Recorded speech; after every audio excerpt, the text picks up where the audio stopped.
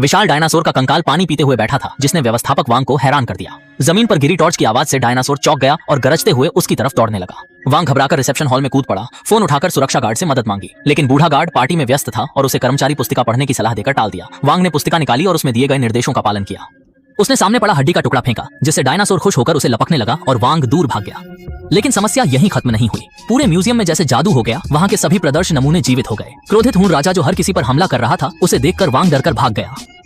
Lift के जरिए जान बचाकर भागने वाला वांग एक झुंड काउबॉय द्वारा पकड़ा गया और मिनी ट्रैक पर बांधकर उसे सजा देने की तैयारी हो गई। लेकिन वांग ने किसी तरह अपने आप को बंधन से मुक्त किया।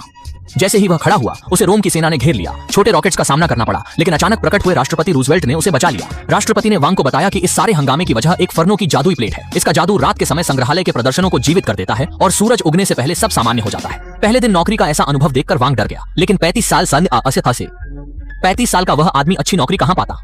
आगे की जिम्मेदारियों को समझने के लिए उसने ढेर सारे दस्तावेज पढ़े। रात को उसने हड्डी को रिमोट वाली कार में बांधा और डायनासोर को घुमाने ले गया।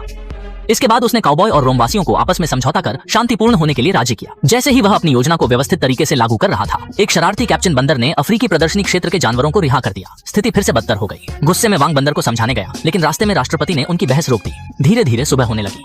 इसका साफ संकेत था कि हंगामेदार रात समाप्ति की ओर थी। लेकिन इससे पहले कि वांग चैन की सांस लेता, उसने देखा कि म्यूजियम की खिड़की खुली हुई थी। यह देखकर वह पूरी तरह पसीने में भीग गया।